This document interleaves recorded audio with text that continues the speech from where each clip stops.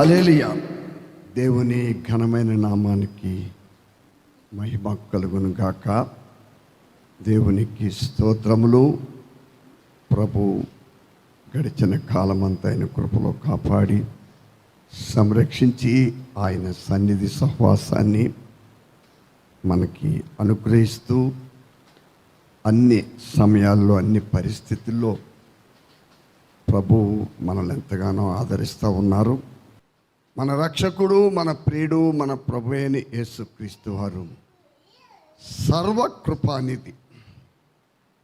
ఆయన దగ్గర గొప్ప కృప అని ఒక నిధి ఉంది. దేవునికి స్తోత్రాలు. ఆ నిధి ఎవరు దానిని పొందుచున్నారో వారు 100% ధన్యులు, ధన్యులు, ధన్యులు. చాలా జాగ్రత్తగా మీరు గమనించండి. మరి కీర్తనలో ఒక మాట ఉంది, నరుని హృదయములో నుండి అనేకమైన తలంపులు పుడతాయి, అయితే అదేది స్థిరము కాదు, కానీ యెహోవా యొక్క తీర్మానమే నెరవేర్చబడుతుంది. హల్లెలూయా. మరి నా యొక్క 46 సంవత్సరాల ఈ పరిచర్య, ఈ యాత్ర కాలంలో నేను మరి ఎన్నో భయంకరమైనటువంటి మార్గాల గుండా నేను ప్రయాణం చేసిన వ్యక్తిని. ఎన్నో విపత్తులు, ఇక నిలబడటానికి వీలు లేదు, ఇక నా పని అయిపోయింది, హల్లెలూయా అనుకున్నటువంటి భయంకరమైన పరిస్థితులు మరి నేను కలిగి ఉన్నప్పుడు, నేను, నా భార్య, మా కుటుంబం కలిగి ఉన్నప్పుడు ఆ సర్వకృపాని ఎదుగు ప్రభు ఆ కృపని నిధి మరి మా పైన సమృద్ధిగా కుమ్మరించి నేటికి మీ ముందు నన్ను సజీవుడిగా ఉంచి ఉన్నారు. ఈ రాత్రి మరి నేను ఆదివారం నాడు దగ్గర 11 తర్వాత పరిశుద్ధాత్మ దేవుడు ఒక ఆలోచన నా మనసులో పెట్టారు. మరి గడిచిన వారం మనం మంగళవారం, లక్షవారం ప్రత్యేకించి హాగరు గురించి వర్తమానం వచ్చింది.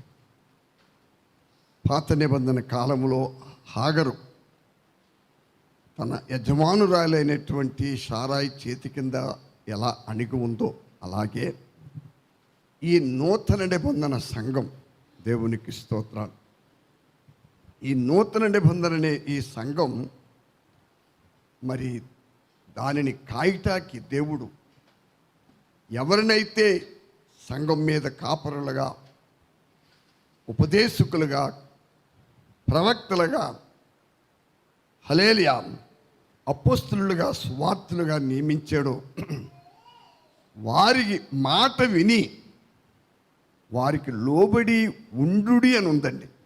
దేవునికి స్తోత్రాలు. చాలా జాగ్రత్తగా వినాలి. నేను మళ్ళా చెప్పక్కర్లేదు. శారా యొక్క పరిపాలనకి ఈ కృత నిబంధన మరి పరిపాలనకి చాలా తేడా ఉంది. శారా తన భర్త అయినటువంటి అబ్రహాము ద్వారా హాగరు గర్భవతి అయింది. ఆ యొక్క విషయము ఆమె యొక్క మనసులో చాలా మరి హాగరు మీద అసూయ, కోపం, ద్వేషం, పగ, కక్ష, ఇలాగా ఒక మనిషిని హింసించడానికి ఎన్ని భయంకరమైన గుణాలు ఉండాలో అన్ని గుణాలతోనే శారమ్మ హాగర్ని హింసిస్తూ ఉంది. దేవునికి స్తోత్రాలు. ఆ హింస తట్టుకోలేకే, ఆ బాధ పడలేకే ఆమె తన యజమానురాలింటి దగ్గర నుంచి వెళ్ళిపోయింది. అయితే మార్గ మధ్యములో యెహోవా దూత ప్రత్యక్షమై, మరి నువ్వు ఎక్కడి నుంచి వస్తున్నావు, ఎక్కడికి వెళ్తున్నావు చూడండి. ప్రభు పిలిచినప్పుడు చక్కగా పిలిచాడు ఆయన. శారాయి దాసేనా హాగరు దేవునికి స్తోత్రాలు. దేవుడు ఏమని పిలిచాడండి ఆవిడ్ని? సారాయి దాసి అయిన హాగరు. అలా ఉందా లేదా? సారాయి దాసి అయిన హాగరు, ఎక్కడి నుండి వచ్చితివి, ఎక్కడికి వెళుతున్నావు? ఈ రాత్రికాల సమయంలో ప్రియులారా, ఆనాడు నేను ఈ దినం కూడా ఉదయకాల సమయంలో మరి కొద్ది వాతావరణాన్ని బట్టి ఈరోజైతే చాలా ఉక్కగా ఉంది. నేను ఈ దినం ప్రత్యేకించి చాలా ఉదయకాలంలోనే నేను రాత్రులు చాలా లేట్గా పడుకుంటాను. ఇవాళ ఉదయాన్నే నేను లెగిచాను. దాని తర్వాత మరలా నాకు ఒక్క 5 నిమిషాలు కూడా నిద్ర పట్టలేదు ఇప్పటివరకు. దేవునికి స్తోత్రాలు. మరి చాలా వాతావరణం కూడా చాలా భయంకరంగా ఉంది ప్రియులారా. హల్లెలూయా. మరి దేవుడు ఈ దినం మీ ముందు నన్ను ఇలా నిలబెట్టం కేవలం దేవుని కృప. మరి నా కొరకు మీరందరూ చేసే ప్రార్థనలు బట్టే మీ ముందెలా నేను నిలబడగలిగాను. దాన్ని బట్టి మీరు నా కొరకు చేస్తున్న ప్రార్థనలు బట్టి నేను మీకు కృతజ్ఞుడై ఉన్నాను, రుణస్థుడై ఉన్నాను. దేవునికి స్తోత్రాలు. ప్రభు, మీరు నా కొరకు చేసే ప్రార్థనలకి ప్రతిఫలముగా ఆయన బహుమానం మీకు అనుగ్రహించనుగాక. దేవునికి స్తోత్రములు. మరి నేను ఆదివారం నాడు చాలా జాగ్రత్తగా గమనించండి. మరి ఆ రోజు మంగళవారం, లక్షవారం ప్రత్యేకించి మరి కొత్త నిబంధన సంఘం హల్లెలూయా మీ పైన నాయకులుగా ఉండి మీకు వాక్యం బోధిస్తున్న వారికి లోబడి ఉండుడి, వారు మాట విని వారికి లోబడి ఉండుడి అనే మాట ఉంది ప్రియులారా. మరి కొత్త నిబంధన సంఘ కాపరులు మరి హాగరుని సారా పరిపాలించినట్లుగా పరిపాలించరండి. హల్లెలూయా. మరి ఎలా పరిపాలిస్తారు? పేతురు భక్తులే చెప్తున్నాడు, మీరు బలిమి చేత కాక, దుర్లాభాపేక్షతో కాక, మందకు మీరు మాదిరులుగా ఉండుడి. దేవునికి స్తోత్రాలు. సోదరి సోదరుడా, కనుక లోబడి ఉండుటం అనేది దానంత ఐశ్వర్యము ఇంకొకటి లేదండి అయ్యా. ఎందుకంటే చాలామందికి మరి నేను నా మనసులో అనేకుల్ని జ్ఞాపకం తెచ్చుకుంటూ చెప్పాలంటే దేవుని యొక్క కృప ఇక్కడ ప్రత్యేకించి సహవాసంలో కొంతమంది మరి దేవుని కృపను వారు పాడు చేసుకుంటూ చూస్తూ ఉన్నప్పుడు మరి నేను చాలా వేదన చెందుతూ ఉన్నాను. గనుక ప్రియులారా, ఎందుకంటే దేవుని దయ, దేవుని కృప చాలా ఆశ్చర్యకరంగా ఉంటుందండి. దేవునికి స్తోత్రం. చాలా చాలా ఆశ్చర్యకరంగా ఉంటుంది. కనుక ఆయన కనికరము, ఆయన దయ, ఆయన ప్రేమ మన పైన ఉన్నప్పుడే మరి మనం చాలా జాగ్రత్తగా దాన్ని కాపాడుకోవాలి. మరి నేను శనివారం రాత్రి ప్రత్యేకించి హల్లెలూయా దేవునికి ఒక విశ్వాసి తన మనసులో చోటు ఇవ్వకపోతే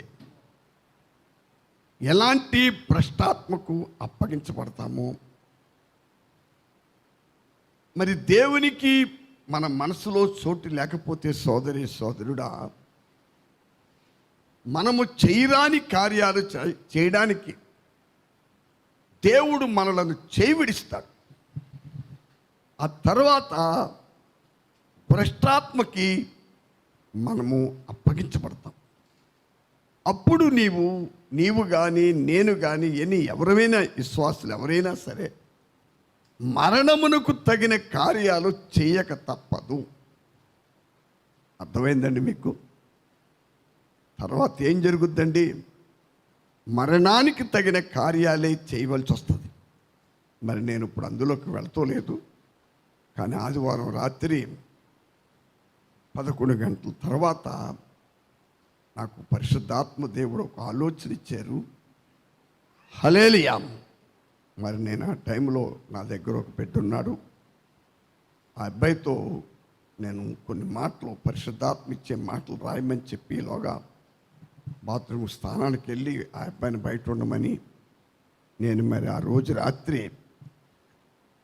దగ్గర 12 విషయాలు నేను ఆ అబ్బాయికి చెప్పాను, రాశాడు. ఏంటంటే దేవునికి ఎవరైతే ఏ విశ్వాస అయితే తన హృదయంలో చోటిస్తున్నారో, అయ్యా దేవునికి చోటిస్తామంటే ఏంటండి? ఏంటి? జీవము గల దేవుని వాక్యమునకు నీ మనసులో చోటివ్వటం, నిన్ను రక్షించే దేవుని వాక్కునకు నువ్వు చోటివ్వాలి. దేవునికి స్తోత్రం. కాబట్టి మరి ఈ సమయంలో సోదరి సోదరుడా, ప్రభువుకి మనసులో ఎవరు చోటిస్తున్నారో వారి జీవితంలో ఎలాంటి దీవెనలు, ఎన్ని ధన్యకరమైన బ్రతుకులు, పరిస్థితులు వారు అనుభవిస్తారో మరి నేను ఇక్కడ రాశాను. అయితే ఇప్పుడు నేను వాటన్నిటిలోకి ఇప్పుడు నేను వెళ్ళగానే 1 లేక 2 విషయాలు మీతో నేను పంచుకుంటాను. చూడండి, ఈ సమయంలో ఒక విషయాన్ని మీరు గమనించాలి. దేవునికి స్తోత్రాలు. బాగా గమనించండి ప్రియులారా. మరి రోమీలకు రాసిన పత్రిక 1:28 వచనంలో మరి మీరు చదువుకోండి. నేను ఇప్పుడు అందులోకి వెళ్తే దాని టైం పడుతుంది. అక్కడ ఏమి రాయబడిందంటే, దేవునికి మనసులో చోటు ఇవ్వని వారి పరిస్థితి ఎలా ఉంటుందో రాయబడింది. 28 నుండి 32 వచనం వరకు. అయితే ప్రియులారా, దేవునికి అనగా ప్రభువైన యేసు క్రీస్తు ఆత్మకు, ఆయన వాక్యమునకు, ఆయన గద్దింపులకు, ఆయన శిక్షలకు, ఆయన దండలకు, ఆయన ఇచ్చే ప్రతి హెచ్చరికకి ఎవరైతే తమ హృదయములో చోటిస్తారో వారికి ఏం జరుగుద్దంటే ప్రియులారా, పాప క్షమాపణ జరుగుద్ది. మీరు వినాలండి. యేసు ప్రభు ఎవరండి? పాపులను రక్షించేవాడు. లేక మొదట మీరు వినాలి, పాప క్షమాపణ అనుగ్రహించే దేవుడైన. ఎందుకంటే ఇక్కడ ఒక విషయాన్ని మీరు వినాలి. హల్లెలూయా.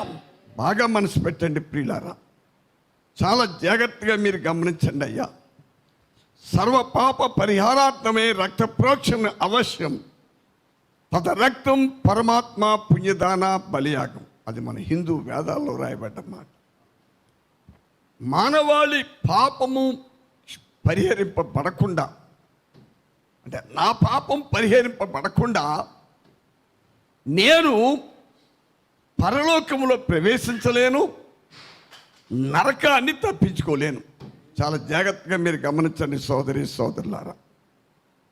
నేను పరలోకములో ప్రవేశించాలన్నా, రాబోతున్న దేవుని ఉగ్రతను తప్పించుకోవాలన్నా, నిత్య నరకాన్ని నుండి తప్పించబడాలన్నా, హల్లెలూయా, నాకు మొట్టమొదట కలగవలసింది ఏంటంటే నా పాపములు క్షమించబడాలి.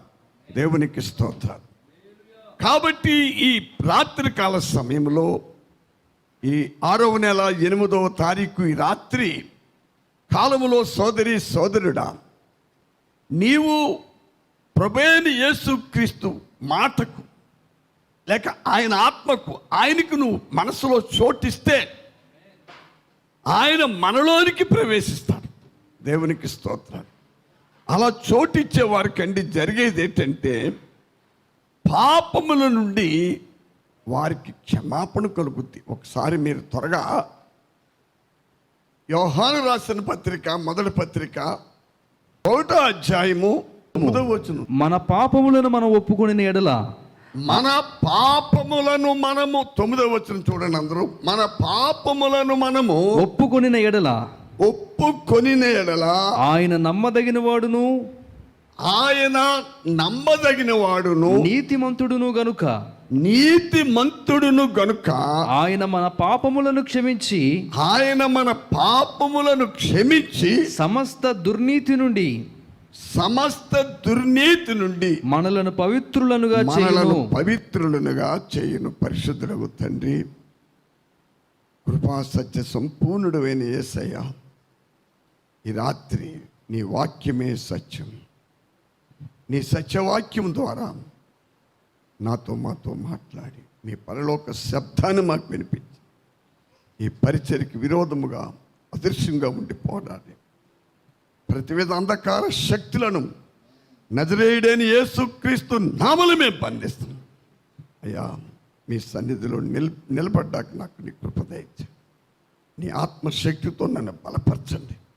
ఈ వాక్కుని రాత్రి మీరే మీ ఆత్మ ద్వారా మాతో మాట్లాడి మహిమ పొందండి. యేసు పరిశుద్ధ నామం బట్టి వేడుకొనుచున్నాం పరమ తండ్రి, ఆమేన్. అందరూ చాలా ప్రార్థన పూర్వకంగా ఉండాలి ప్రియులారా. చూడండి, ఇక్కడ ఒక విషయాన్ని మీరు వినాలి. మన పాపములను మనము ఒప్పుకుని ఎడల ఆయన నమ్మదగిన వాడును నీతిమంతుడును. ఇక్కడ ఏమండి, గనుక అనే మాటకు అర్థం ఏంటండి? గనుకంటే పైన చెప్పబడిన కారణాన్ని బట్టి. ఏంటండి? ఏటి పైన చెప్పబడుతున్న కారణము? మన పాపములను మనము ఒప్పుకుని ఎడల. అయ్యా, ఎవరైతే వారు పాపాలు ఖచ్చితంగా ఒప్పుకుంటారో వారిని క్షమించి వారికున్న సమస్త దుర్నీతి బంధకాలన్నిటి నుండి ఆ బంధకాలన్నిటిని తెంచివేసి వారిని పాపములను అన్నిటినీ ఆయన పరిశుద్ధ రక్తంలో కడిగి పరిశుద్ధపరిచి మరలా మనము దుర్నీతికి బానిసలము కాకుండా, పాపములో పడిపోకుండా. చాలా జాగ్రత్తగా వినండి అయ్యా. పాపం అంటే శరీరం వెలపడలేదండి. ఒక మనిషి పాపము ఎక్కడుందండి? మానవ శరీరము రక్త మాంసములో మిళితమై ఉందయ్యా. ఏమైందండి? నా పాపము నా రక్త మాంసంలో మిళితమైపోయింది, కలిసిపోయింది. అందుకే నాకు పాపము ప్రేమించే కళ్ళుంటాయి, పాపం మాట్లాడే నాలుకుంటుంది, పాపాన్ని వేగిరింగినే చెవులుంటాయి. కాబట్టి ఈ సమయంలో చూడండి, శరీరం మీద ఉన్న మురుకు ఏదైనా దాన్ని సబ్బుతోనూ నీళ్లతో శుభ్రం చేసుకోవచ్చు. హల్లెలూయా. కానీ మన శరీర స్వభావంలో కలిసిపోయినటువంటి పాపాన్ని మాత్రం యేసు పరిశుద్ధ రక్తము ఒక్కటే కడిగి పరిశుద్ధపరచగలదు. ఒకసారి మీరు 7వ వచనం చూడండి. అయితే ఆయన వెలుగులో ఉన్న ప్రకారము, 1 యోహాను పత్రిక 1:7-8, మనమును వెలుగులో నడిచిన ఎడల మనము అన్యోన్య సహవాసము గలవారమయుందుము. అప్పుడు ఆయన కుమారుడైన యేసు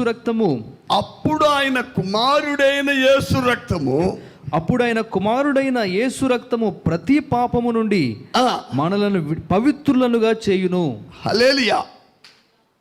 అప్పుడు ఆయన కుమారుడైన యేసు రక్తము ప్రతి పాపము నుండి, పాపముల నుండి మనలను పవిత్రులుగా చేయును. అనగా సోదరి సోదరుడా, శరీరము వెలపుటున్న మురుకు ఏదైనా సబ్బుతోనూ నీళ్లతో దాన్ని శుభ్రం చేయొచ్చు. హల్లెలూయా. బాగా గమనించండి రాత్రి. కానీ మన రక్తమాంసములలో కలిసిపోయినటువంటి పాపాన్ని కడిగి శుద్ధి చేసేది ఏంటంటే యేసుక్రీస్తు యొక్క పరిశుద్ధ రక్తం. దేవునికి స్తోత్రం. యేసు రక్తము ద్వారానే, హల్లెలూయా, మనము పరిశుద్ధపరచబడతాము. యేసు రక్తము ద్వారానే మనము నీతిమంతులుగా తీర్చబడతాం. మీకు అర్థమైందండి? ఎలాగా? ఆ రక్తము మన శరీర స్వభావంలో ఉన్నటువంటి ఆ రక్త మాంసములో కలిసిపోయిన పాపమును శుద్ధి చేసినప్పుడు దుర్నీతి కట్లన్నీ కూడా హల్లెలూయా అవి ఆశ్చర్యకరంగా తెంపబడతాయండి. మరి మీకు ఎవరికైనా జరిగిందో లేదో నాకు తెలియదు కానీ బాబు, 1975 సంవత్సరంలో మార్చి నెలాఖరు ఏప్రిల్లో నాకు గుర్తులేదు కానీ అది మాత్రం ఎండాకాలం. మరి ప్రభువు నన్ను దర్శించిన దినాలయ్యే 1975 సంవత్సరం. ఆ సమయంలో మరి యేసు పరిశుద్ధ రక్తము అప్పటికి ముందు నేను పాపములో మునిగి తేలుతున్నవాడిని, దుర్నీతి బంధకాలతో బంధింపబడిన వాడిని. మరి ఉదయం నుండి సాయంకాలం వరకు తాగకూడదు అనుకునేవాడిని. హల్లెలూయా. అయ్యా చాలా ఆలోచించేవాడిని అండి. తాగితే కొద్ది గొడవలు తెచ్చేవాడిని. కానీ రోజు ఏ టయానికైతే నేను తాగుతానో ఆ టైం వచ్చినప్పుడు మాత్రం మరి ఏ ఆలోచన పనిచేసేది కాదు. పొద్దున్న నుంచి తాగకూడదన్న ఆలోచన పనిచేసేది కాదండి. అక్కడికి వెళ్ళిపోవలసిందే. ఎందుకంటే ప్రియులారా, అదొక బంధకం. ఇలాగ ప్రతి వ్యక్తిలో ఎన్నో పాపములు కూర్చున్నటువంటి భయంకరమైన బంధకాలు ఉన్నాయండి. మరి యేసు రక్తం ఏం చేస్తుంది? అన్ని బంధకాల నుండి మనలను విడిపిస్తుంది, మనలను పవిత్రులుగా చేస్తుందండి. అర్థమైందా సోదరి సోదరుడా? మనల్ని ఏం చేస్తుంది? పవిత్రులుగా చేస్తుంది. కానీ ఒక విశ్వాసులుగా ఒక హెచ్చరిక చేయాలని ఆశిస్తున్నాం. దేవుని ప్రజలు దేవుని సన్నిధిలో లోపం ఒప్పుకునేటప్పుడు ఉన్నది ఉన్నట్టుగా ఒప్పుకోవాలండి. చాలామందికి జ్ఞానం ఎక్కువ, తెలివి ఎక్కువ. హల్లెలూయా. ఎందుకంటే వాక్యమే సత్యం. అతిక్రమములు దాచిపెట్టేవాడు ఎవ్వరు వద్దెల్లరు బాబు. నువ్వు 340 120 దినాలు సంవత్సరానికి ఉపవాసం ఉండి ప్రార్థన చేసినా అయ్యా నీవు 45 రోజులు చొప్పున పచ్చి మరి ఏమీ తినకుండా ఉపవాసం చేసినా చాలా జాగ్రత్తగా వినాలి మీరు. మనకి రక్షణ రాదు, పాప క్షమాపణ కూడా దొరకదు. ఎప్పుడు నేను ఎవరి గురించి మీకు చెప్తున్నాను? అతిక్రమములు దాచిపెట్టి హల్లెలూయా ఏదో ఉట్టిగా గట్టిగా వెనకాల నుంచి ఎవరిని ఫోర్స్ చేస్తే వాళ్ళ నిమిత్తం పాపము నుండి విడుదల పొందాలని ఆశతో కాదండి. వాళ్ళ నిమిత్తము మనం ఒకవేళ ఫార్మాలిటీగా ఒప్పుకున్నా నీవు తప్పుకోలేవు. దుర్నీతి నుండి విడుదల కలగదు. పాప క్షమాపణ ఏమండి? పాప క్షమాపణ కలిగితేనే మన జీవితంలో ఒక అద్భుతమైన కార్యం జరుగుతుంది. తీయండి ఒకసారి మీరు 32వ కీర్తన 5వ వచనం. నా దోషమును కప్పుకొనక నీ ఎదుట నా పాపము దోషములను కప్పుకొనక నీ ఎదుట నా పాపము ఒప్పుకొంటిని. అయ్యా మరి చరిత్ర మనందరికీ తెలుసు. దావీదు బేర్షెబాతో పాపం చేసి ఆయన ద్వారా ఆమె గర్భవతి అయిన సంగతి తెలుసుకుని తన భర్త అయిన ఊరియాను యుద్ధంలో చంపించాడు ఆయన. ఇది జరిగే సంవత్సరం తర్వాత దేవుడు తన ప్రవక్త అయిన నాతాను పంపించి దావీదును ప్రేమించి రాజ్యసభలో మరి ఆయన ఒక కథ చెప్పి ఆ యొక్క విషయాలు వివరించాడు. మరి దావీదు రాజు కనుక రాజ్య సింహాసనం మీద ఉన్నాడు. ఆ కథ అంతా విన్న తర్వాత అట్టి దుర్మార్గుడు నా రాజ్యంలో ఉండకూడదు, వాడికి మరణదండన వెయ్యాలని తీర్పు తీర్చి ఆయన తీర్పు అమలు చేశారు, శిక్ష అమలు చేశారు ఆయన. ఆ తర్వాత మరి నాతాను దావీదు వైపు చేయబెట్టి, రాజా ఆ మనుషుడు నీవే. ఎప్పుడైతే ఆ మనుషుడు నీవే అని చెప్పినప్పుడు దావీదుకి అర్థమైంది. దేవుడు కూడా ఆ వివరణ దావీదు ముందు పెట్టాడు. ఆ సమయంలో రాజ వస్త్రములు తీసి గోనె పట్ట కట్టుకుని, సోదరి సోదరుడా, ఇక్కడ ఒక విషయం మీరు బాగా ఆలోచించాలండి. రాజ వస్త్రము తీసివేసి గోనె పట్ట ధరించి, మరి ఆ టైంలో ఆయన చేసిన ప్రార్థన అంతా 51వ కీర్తనలో ఉంది, 32వ కీర్తనలో ఉంది. 51వ కీర్తనలో తన పాపములన్నీ ఒప్పుకుంటున్నాడు. ఈ 32వ కీర్తన 5వ వచనంలోకి వచ్చేటప్పటికి ఒక విశ్వాసి యథార్థముగా దేవుని సన్నిధిలో తన పాపాలు దాచిపెట్టకుండా, తన అతిక్రమములు దాచిపెట్టకుండా, దేవుని ఎదుట ఎవరైతే ఒప్పుకుంటారో అలాగ ఒప్పుకున్న వారిని దేవుడు ఎలాగ క్షమిస్తాడో నిజంగా దావీదుని చాలా మెచ్చుకోవాలండి అయ్యా.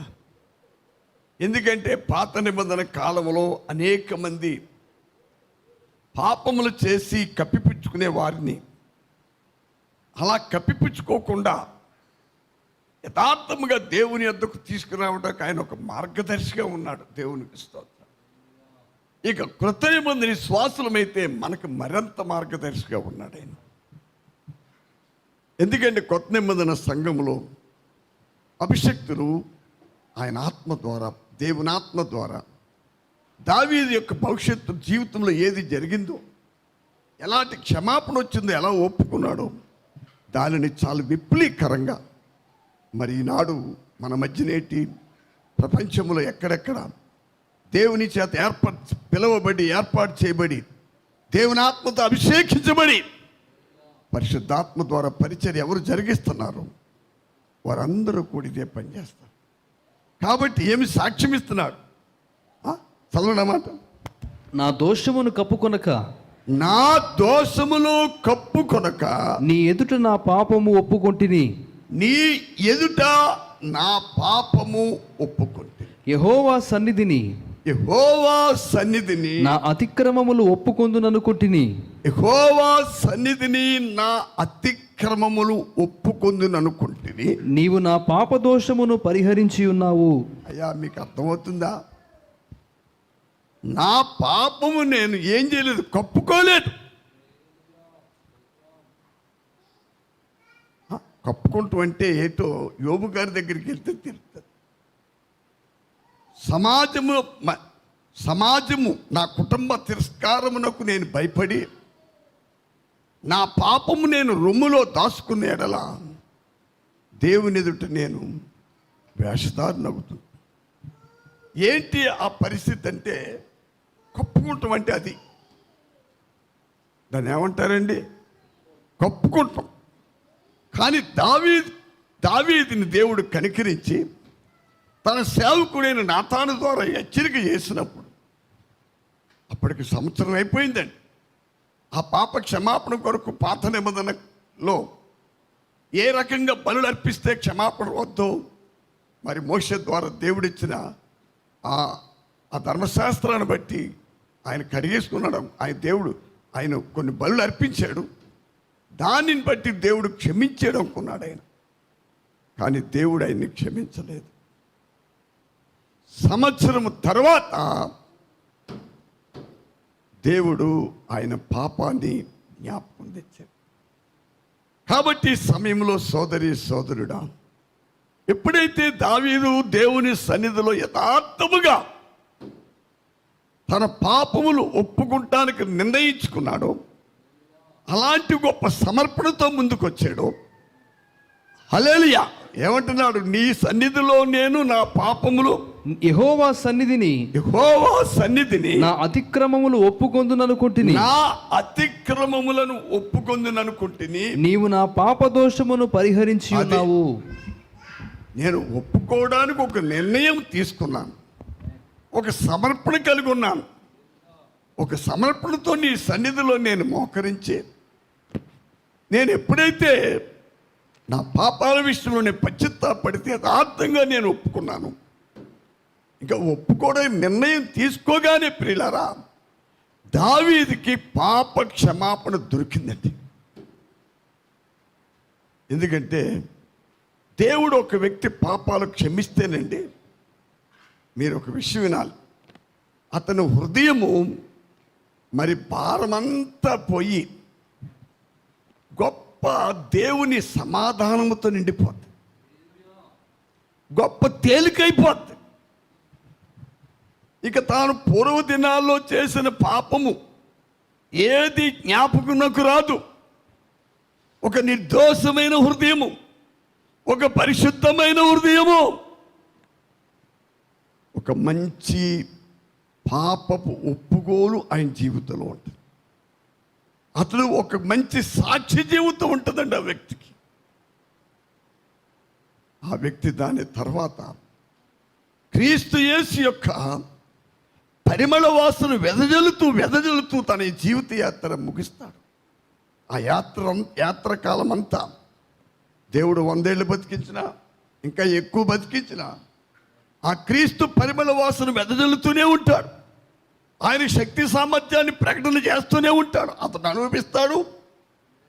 దేవుని చేత నిర్దోషిగా ఎంచబడి పాపములు క్షమించబడిన వ్యక్తి ఆయన మహాశక్తిని, ఆయన కృపను, ఆయన దయను అనుభవిస్తాడు. గొప్ప శాంతి సమాధానంతో నింపబడతాడు. అనేకులకి మంచి క్రీస్తు పరిమళ వాసన వెదజల్లుతూ ఉంటాడు. సోదరి సోదరుడా, అలాంటి ఒక అత్యున్నతమైన దేవుని యొద్ద నుండి వచ్చే క్షమాపణ మనకు కావాలంటే ఎవరము మన అతిక్రమలు దాచిపెట్టకూడదు. ఎవరము కూడా ప్రియులారా మన రహస్య పాపములు, మన రహస్య బ్రతుకులు దేవుని ఎదుట బట్టబయలు చేసిన రోజునే నిజమైన క్షమాపణ దొరుకుతుంది. వారికే విశ్రాంతి, వారికే క్రీస్తు సమాధానం ఉంది. నేను మీకు ఒక విషయాన్ని మీ ముందు పెట్టాలని ఆశిస్తున్నాను. కొంత ఇబ్బందిగా ఉన్నా వెళ్ళాలి దాని దగ్గరికి. మనం లూకా సువార్త, అందరూ ప్రార్థన పూర్వకంగా ఉండండి ప్రియులారా. మరి వాతావరణం చాలా ఈ దినం భయంకరంగా ఉంది. హల్లెలూయా. లూకా సువార్త 15వ అధ్యాయము మనందరికీ 11 నుండి 32 వరకు ఈ విషయాలు రాయబడ్డాయి. మరి దేవుని క్రైస్తవులుగా ఉన్న దేవుని ప్రజలు ఈ లేఖన భాగంలో తెలియని వారు ఎవరు ఉండరండి. చాలామంది ఏం చెప్తారంటే తప్పిపోయిన కుమారుడు కథ అంటారండి. అది కథ కాదు. దీని మీద చాలామంది బుర్రకథలు కూడా చెప్తారు. అయ్యా, హరికథలు చెప్తారు, బుర్రకథలు చెప్తారు. మరి మీ ముందు నన్ను నిలబడిన నాకు హరికథలు తెలియదు, బుర్రకథలు తెలియదు, కానీ ప్రభువు నన్ను నడిపించే రీతిగా మాత్రం నేను వెళతాను. మీరు బాగా గమనించండి సోదరి సోదరులారా. చూడండి, ఇక్కడ మనము ఈ 11వ వచనం నుండి మనం ధ్యానం చేస్తే మీరు చదువుకోండి. నేను అన్ని విషయాలు మీ ముందు పెట్టడానికి నాకు టైం లేదు. నేను ముందే చెప్పాను, కొత్త వాతావరణ పరిస్థితిని బట్టి, రెండవది నా శరీర బలహీనతను బట్టి కూడా కొద్దిగా నిలబడటం కష్టంగా ఉంది నాకు. దేవునికి స్తోత్రాలు. మీరు ఇక్కడ వినాలి. దేవుడు బాగా గమనించండి ప్రియులారా. హల్లెలూయా. మరి ఒక తండ్రికి 2 కుమారులు ఉన్నారు. అందులో చిన్నవాడు తన ఆస్తంతయు సమకూర్చుకుని దూర దేశం వెళ్ళిపోయి తన ఆస్తిని ఏం చేశాడండి? తన ఆస్తిని ఏం చేశాడు? చూడండి ప్రియులారా, 13వ వచనం చదవండి ఒకసారి మీరు. కొన్ని దినములైన తరువాత ఆ చిన్న కుమారుడు సమస్తమును సమకూర్చుకుని దూరదేశమునకు ప్రయాణమైపోయి అచ్చట తన ఆస్తిని దుర్వ్యాపారం వలన పాడు చేసెను. అదంతయు ఖర్చు చేసిన తరువాత ఆ దేశమందు గొప్ప కరువు రాగా వాడు ఇబ్బంది పడసాగి వెళ్ళి ఆ దేశస్థుల్లో ఒకని చెంత చేరెను. అతడు పందులను మేపుటకు తన పొలములోనికి వానిని పంపెను. వాడు పందులు తిను పొట్టుతో తన కడుపు నింపుకొన ఆశపడిను గాని ఎవడునూ వానికి ఏమీ ఇయ్యలేదు. అయితే బుద్ధి వచ్చినప్పుడు వాడు, నా తండ్రి యొద్ద ఎంతోమంది కూలివాండ్రకు అన్నము సమృద్ధిగా ఉన్నది, నేనైతే ఇక్కడ ఆకలికి చచ్చిపోవచ్చున్నాను. ఆగునైనా ఒక విషయాన్ని చాలామంది బాగా గమనించాలని ప్రభువునందు నేను మిమ్మల్ని కోరుతూ ఉన్నాను. ఎందుకంటే ప్రతి ఒక్కరూ రక్షించబడిన తర్వాత ఏదో ఒక విషయంలో మాటల్లోనో, ప్రవర్తనలోనో, క్రియలోనో, చూపుల్లోనో, ఆలోచనలోనో, లేకపోతే మనం చేసే వ్యాపారాలు లావాదేవీల్లోనూ ఎక్కడో దిక్కున మనం తప్పిపోతూనే ఉన్నాం. ఎక్కడి నుండి? దేవుని కృప నుండి, సత్యవాక్యము నుండి. హల్లెలూయా. అనేక మార్లు ఈ తొట్టెళ్ళినటువంటి పరిస్థితులు మన బ్రతుకుల్లో ఉంటాయండి. అయితే ప్రియులారా, ఒక విషయం మీరు బాగా గమనించాలి. రాత్రి ఒకవేళ ఇవాళ పూర్తి కాకపోతే లక్షవారం నాడైనా ప్రభు రాకడ ఆలస్యమైతే నేను ధ్యానం చేస్తాను. కానీ ఇక్కడ ఒక విషయం మీరు గమనించాలండి. అయితే బుద్ధి వచ్చినప్పుడు, ఏమొచ్చినప్పుడండి? ఇక్కడ ఒక విషయం వినాలి. రక్షించబడిన ప్రతి దేవుని బిడ్డ తొల్లెడి దినాల్లో వారు హృదయములో రక్షణానందం ఉంటుంది. ఏముంటుందండి? రక్షణానందం ఉంటుంది. సమ్మతి గల మనసు ఉంటుందండి. దావీదు భక్తుడు 51వ కీర్తనలో దేవుని దగ్గర పశ్చాత్తాపడుతూ ఏమడుగుతున్నాడు? దేవా, ఆయన పాపాలన్నీ ఒప్పుకొని విడిచిపెట్టిన తర్వాత నా యందు స్థిర బుద్ధి, దేవా నా యందు శుద్ధ హృదయము కలుగు చేయుము. 51వ కీర్తన 10వ వచనం చూడండి. దేవా నా యందు శుద్ధ హృదయము కలుగు చేయుము. దేవా నా యందు శుద్ధ హృదయము కలుగు చేయుము. నా అంతరంగములో స్థిరమైన మనస్సు నూతనముగా పుట్టించుము. అంతరంగములో స్థిరమైన మనస్సు నూతనముగా పుట్టించుము. నీ సన్నిధిలో నుండి నన్ను త్రోసివేయకుము. నీ పరిశుద్ధాత్మను నా యొద్ద నుండి తీసివేయకుము. నీ రక్షణానందము నాకు మరలా పుట్టించుము. అది ఇక్కడ ఉన్న ప్రాముఖ్యమైన విషయం ఏంటంటే, నీ రక్షణానందము నాకు మరలా పుట్టించుము. సమ్మతి గల మనసు కలుగజేసి నన్ను దృఢపరచుము. ప్రియులారా, ఇక్కడ మీరు బాగా వినాలి. ఈ ధనికుడైనటువంటి ఈ చిన్న కుమారుడు తన తండ్రి ఇల్లు వదిలేటప్పుడు సమృద్ధి గలవాడుగానే వెళ్ళాడు. ఏమండి? తండ్రి ఇల్లు చాలా సమృద్ధి గలది. నేను శనివారం రాత్రి అనుకుంటున్నాను, మరి దేవుని ఆత్మకు ఎవరి మనసులో చోటిస్తారో వారికి ఆత్మరక్షణ ఉంది, ప్రాణరక్షణ ఉంది, శరీర రక్షణ, శరీర స్వస్థతలు ఉన్నాయి, శరీర దీవులు ఉన్నాయి. కాబట్టి ఈ సమయంలో ప్రియులారా, ఎప్పుడైతే మనం తొట్టెళ్తున్నామో, ఎప్పుడైతే దిగజారిపోతున్నామో, ఎప్పుడైతే దారి తప్పుతున్నామో, ఎప్పుడైతే దేవుని సన్నిధికి దూరమైపోతూ ఉన్నామో, ముందు జరిగేది ఏంటంటే రక్షణానందం పోద్దండి. రక్షణానందం ఎప్పుడైతే మనల్ని వదిలిపెడదో ఒక విశ్వాసి ఒక అయోమయ స్థితిలోకి వెళ్ళిపోతాడు, నెమ్మది లేని స్థితిలోకి వెళ్ళిపోతాడు. మనిషి బతుకుతాడు, తింటాడు, తిరుగుతాడు, బట్టలు వేసుకుంటాడు, తానం చేస్తాడు, పౌడర్ రాసుకుంటాడు, సెంట్ రాసుకుంటాడు, అన్నీ చేస్తాడు. కానీ ప్రియులారా, అంతరంగంలో స్థిరం ఉండదు. అంతరంగంలో ఏముండదండి? ఒక స్థిరం ఉండదు. ఒక సమ్మతి గల మనసు ఉండదు.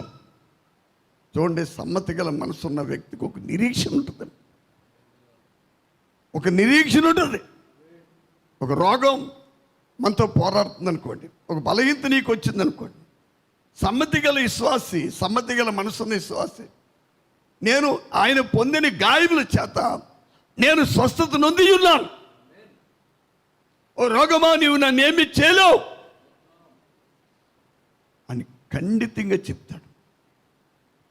ఖచ్చితంగా చెప్తాడు. ప్రియమైన సోదరి సోదరుడా, కనుక ఈ ఈ చిన్న కుమారుడు సమృద్ధి గలవాడిగా వెళ్ళాడు. నేను నా 46 సంవత్సరాల అనుభవం చెప్తున్నా. ఎవరు దేవుని సహవాసం నుండి దూరం అయిపోయినా వారు దూరం అయ్యే ముందు సర్వ సమృద్ధి గలవారుగానే ఉంటారు. మరి నా పరిచర్లో నేను చూసానండి, సమృద్ధి గలవారుగానే వెళ్తారు.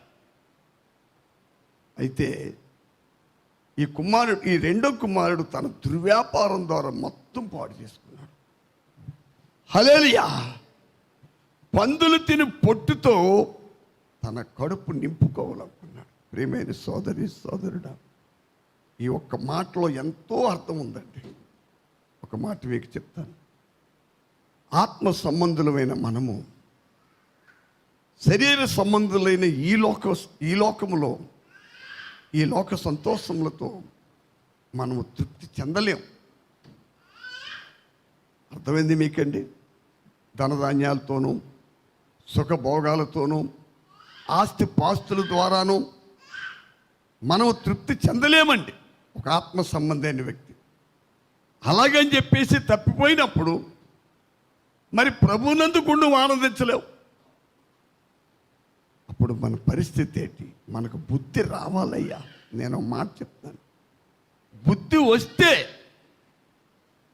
ఈ కుమారుడు చూడండి, తండ్రి ఎక్కడొచ్చేసి పట్టుకుని పోతాడని చెప్పేసి ఏటో తెలియదు, కానీ చాలా దూరం పోయాడు. అది అనేక మంది పాపం విశ్వాసులు చేసే పని అదే. చాలా దూరం దేశం పోతుంటారు. అక్కడికి వెళ్ళి కూర్చుని హల్లెలూయా, పాస్టర్ గారు ఇలా తిడుతున్నారు, అలా తిడుతున్నారు, ఇలా చెప్పిస్తున్నారు, అలా ఏవో పాపం వాళ్ళు తప్పండి. అంటే వాళ్ళు నివసించే దేశం అలాంటిది. అయ్యా, వాళ్ళ తండ్రి ఇంట్లో ఉండి అలా మాట్లాడరు. తండ్రి ఇంట్లోకి యోగ్యులే, తండ్రికి సంబంధించిన వారే, కానీ దూరదేశానికి వెళ్ళిపోవటం వల్ల ఆ దేశం యొక్క పరిస్థితిని బట్టి ఆ మాటలు వస్తాయి అంతే. హల్లెలూయా. ఏది ఏమైనా ప్రియులారా, ఇతడు మాత్రం ఒక మంచి పని చేసాడు. ఈ మధ్యన ఈ లేఖన భాగాలు చాలా బాగా ధ్యానం చేస్తున్నాం. ఎప్పుడు ఎక్కడ ఈ విషయాలు నేను బోధించలేదు. బోధిస్తూ అంటూ జరిగింది ఇదే మొదటిసారి ఏమో అనుకుంటున్నాను. ఒకవేళ ఎప్పుడైనా బయట సువార్త బోధించినప్పుడు చెప్పాను, నాకు గుర్తులేదు. సంఘంలో మాత్రం ఇదే మొదటిసారి ఏమో అనుకుంటున్నాను. చాలా జాగ్రత్తగా మీరు గమనించండి. దేవునికి స్తోత్రం. బుద్ధి వచ్చిన ప్రతి వాడు బై రిటర్న్ ముందు ఆడు నివసిస్తున్న దేశాన్ని విడిచిపెడతాడు. అతడు ఏం చేస్తాడండి? అయ్యా, ఆ కరువుతో ఉండిపోయినటువంటి ఆ కరువు గల దేశాన్ని విడిచి హల్లెలూయా ఎక్కడికి మళ్ళా ప్రయాణం అవుతాడు చెప్పండి? సమృద్ధి గల తండ్రి ఇంటికి. అయ్యా, దేవుని కృప కోల్పోయిన తర్వాత మరలా దాన్ని పొందటానికి దేవుడు ఏర్పాటు చేసిన మార్గం గుండానే వెళ్ళాలి మనం. అది కరెక్ట్. అర్థమవుతుంది మీకు? దేవుడు ఏర్పాటు చేసిన మార్గము గుండానే వెళ్ళాలి. ఈడు ఇంకా దూరదేశంలో ఆ పందులు తొట్టి దగ్గర ఉన్నప్పుడే వాడికి ఏం జరిగిందంటే ముందు బుద్ధి వచ్చిందండి. ఈ రాత్రి ప్రియమైన సోదరి సోదరుడా, ముందు మనకు బుద్ధి రావాలి. ఏం రావాలి? బుద్ధి రావాలండి. బుద్ధి రాగానే హల్లెలూయా. చూడండి 18 చూడండి. నేను లేచి నా తండ్రి యొద్దకు వెళ్ళి, తండ్రి, నేను పరలోకమునకు విరోధముగా. నేను 17 వచ్చింది. అయితే బుద్ధి వచ్చినప్పుడు వాడు అయితే బుద్ధి వచ్చినప్పుడు వాడు, నా తండ్రి యొద్ద ఎంతో మంది కూలివాండ్రకు నా తండ్రి యొద్ద ఎంతో మంది కూలివాండ్రకు అన్నము సమృద్ధిగా ఉన్నది, అన్నము సమృద్ధిగా ఉన్నది, నేనైతే ఇక్కడ ఆకలికి చచ్చిపోవచ్చున్నాను. నేనైతే ఇక్కడ ఆకలికి చచ్చిపోచున్నాను. ప్రియమైన సోదరి సోదరుడా, తండ్రి ఇల్లు ఎప్పుడైతే మనం విడిచిపెడతామో ఆ తర్వాత ఆత్మీయ ఆకలి మనకు ఉంటుందండి. అక్కడ చాలామంది ఆత్మీయ ఆకలితో అలమటిస్తూ ఉన్నారు. ఇప్పుడు అలాగే అలమటిస్తూ కూడా తండ్రి ఇంటికి రావడానికి ఇష్టపడతా లేదండి. అయ్యా మరి ఎక్కడ ఉండాలనుకుంటున్నారు? ఎక్కడ? ఇంకా పందులతోటి దగ్గరే, ఆ కరువులోనే. కానీ ఈ కుర్రవాడు మాత్రం అలా చేయలేదండి, అలా చేయలేదు ఈయన. మరి ఏం చేశాడు? నేను ముగిస్తాను. ప్రభు రాకడ ఆలస్యమైతే, లక్షవారం నాడు దేవుడు రాకడ ఆలస్యమైతే అప్పుడు ధ్యానం చేద్దాం. కానీ ఒకటి వినండి, నేను లేచి నా తండ్రి యొద్దకు వెళ్ళి, తండ్రి, నేను పరలోకమునకు విరోధముగాను నీ ఎదుటను పాపము చేసి తిని. అయ్యా, చాలామంది ఈ విషయం ఒప్పుకోవడానికి ఇష్టం లేక హల్లెలూయా తండ్రి ఇంటికి రాలేకపోతున్నారు. అర్థమవుతుందండి. కరువు తెలుస్తుంది, ఆత్మీయ ఆకలి తెలుస్తుంది, దానివల్ల కలిగే బాధలు, కష్టాలు, నష్టాలు, దుఃఖాలు, వేదనలు, మనసు, హృదయ భారం, నెమ్మది లేని స్థితి. జ్ఞాపకం తెచ్చుకుని ఆడవాళ్ళు అయితే చీరతో, అయ్యా పైటి సెంగుతో కళ్ళు నులుపుకుంటూ అంటే తుడుచుకుంటూ ఉంటారు. మగవాళ్ళేమో జీవరమాలు, ఆడవాళ్ళేమో పైటి సెంగి. అలా తుడుచుకుంటూ నులుపుకుంటూ ఎక్కడ కూర్చుంటారు? అయ్యా ఎక్కడండి? ఆ పందులతో దగ్గరే. ప్రయోజనం లేదు. ప్రియమైన సోదరి సోదరి, ప్రయోజనం లేదండి. మారు మనసు పొందండి. ప్రభువుకి మన మనసులో చోటిస్తే ఆయన మన పాపాలన్నీ క్షమించి పరిశుద్ధపరిచే ప్రభు. ఎవరి పాపాలు క్షమించబడతాయో, ఎవరు పాపాల నుండి క్షమించబడి పవిత్రులుగా మార్చబడతారో వారిలో గొప్ప ధైర్యం ఉంది, గొప్ప సమాధానం ఉంది, గొప్ప సంతోషం ఉంది. హల్లెలూయా. వారి దృష్టిని మీద, లోకం మీద, పాపం మీద, అన్ని బలహీనతల మీద సంపూర్ణమైన జైవ పొందుతారు. దేవునికి స్తోత్రం. ప్రభువుకు ఒక మంచి సాక్షులుగా జీవిస్తాను. మీకు ఒక మాట చెప్పి ముగిస్తాను. దావీదు జీవితంలో తొట్టెళ్ళిన తర్వాత, అంటే మిమ్మల్ని తొట్టెళ్ళమని చెప్తలేదు, తొట్టెళ్ళి పశ్చాత్తాపడి దేవుని వైపు సంపూర్తిగా తిరిగిన తర్వాత అండి, దేవుని చేతిలో చాలా బలమైన సాధనగా వాడబడ్డాడు. ఎవరో? దావీదు.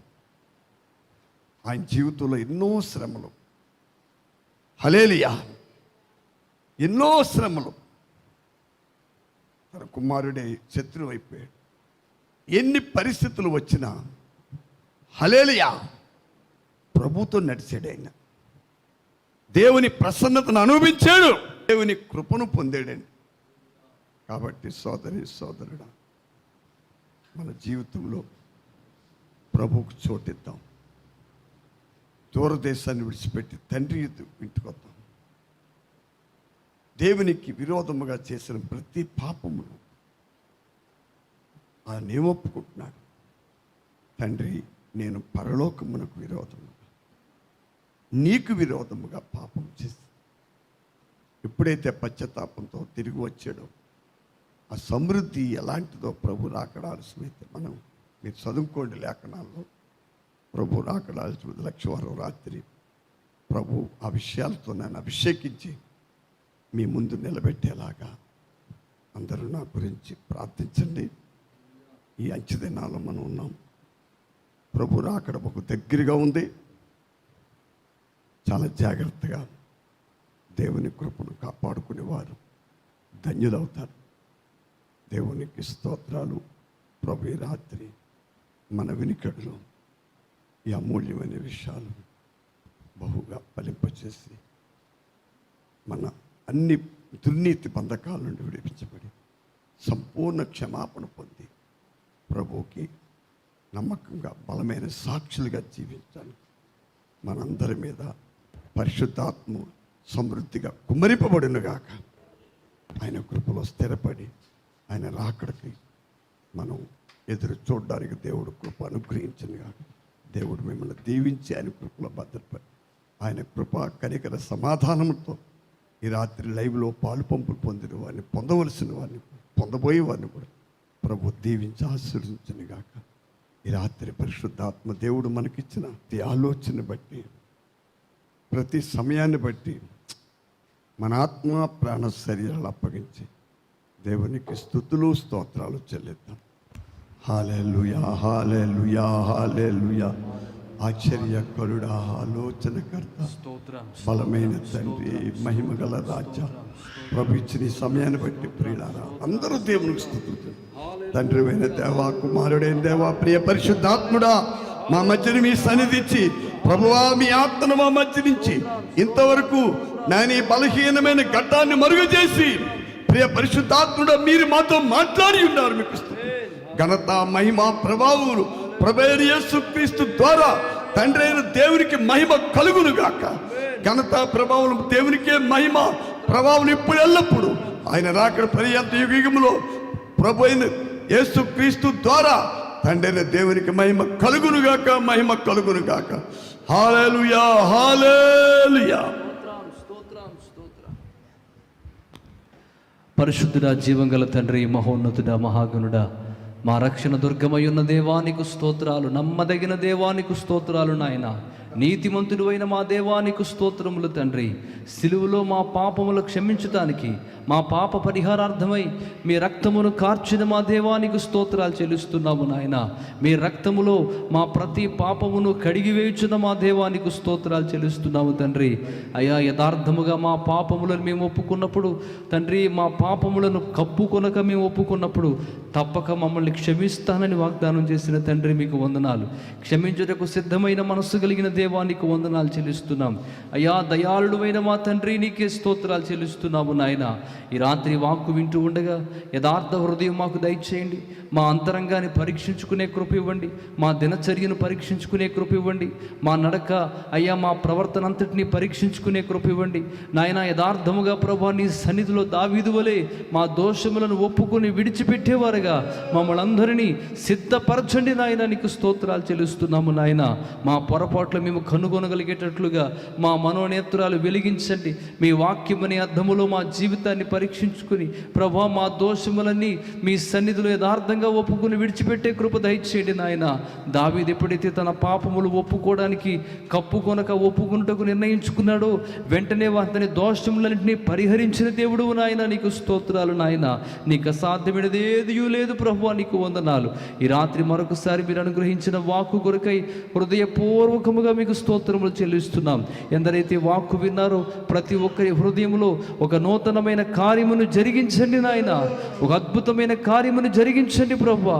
మీ సేవకులకు మంచి ఆరోగ్యమును, బలమును, శక్తిని అనుగ్రహించండి అయ్యా. కోల్పోయిన బలము కంటే రెట్టింపు బలమునిచ్చి రాబోయే దినాల్లో మీరు అక్కడ ఆలస్యమైతే జరగబోయే పరిచర్య అంతట్లో కూడా అద్భుతమైన మీ పరిచర్యను జరిగించి అయ్యా అనేకులను ప్రభువా మీ కృపలో స్థిరపరచడానికి ఒక బలమైన సాధనముగా అయ్యా మీరు నిలబెట్టబోతున్నందుకే స్తోత్రాలు చెల్లిస్తున్నాం. మీరు అనుగ్రహించబోయే శక్తి కొరకై వందనాలు. మీరు బలపరుస్తున్న విధానం బట్టి వందనాలు అయ్యా. మీరు ఆశ్చర్యకరమైన రీతిలో వాడుకుంటున్న విధానం బట్టి మీకు స్తోత్రాలు చెల్లిస్తున్నాం. మరొకసారి జరిగించిన పరిచయం అంతటిని బట్టి సమస్తమైన ఘనత, మహిమ, ప్రభావములు మీకే ఆరోపిస్తూ మా ప్రభువును త్వరలో రానయ్యున్న మా రక్షకుడైన యేసుక్రీస్తు వారి యొక్క అతి పరిశుద్ధ నామమున అడిగి వేడుకొనుచున్నాం మా పరమ తండ్రి, ఆమేన్. ఇప్పుడు మన తండ్రి దేవుని ప్రేమయు రక్షకుడైన యేసుక్రీస్తు కృపయు పరిశుద్ధాత్మ యొక్క అన్యోన్య సహవాసం ఇప్పుడు ఎల్లప్పుడూ కూడిన మనతో లోకం సమస్త పరిశుద్ధులతో ఆయన కృపా కాపుదల సదాకాలం తోడే కాపాడి సంరక్షించును గాక. ఆమె యేసు రక్తమే జయం, ప్రభు యేసు రక్తమే జయం, ప్రభు యేసు రక్తం సంపూర్ణ విజయం అపవాదికి యేసు నామమునకు మహిమ కలుగును.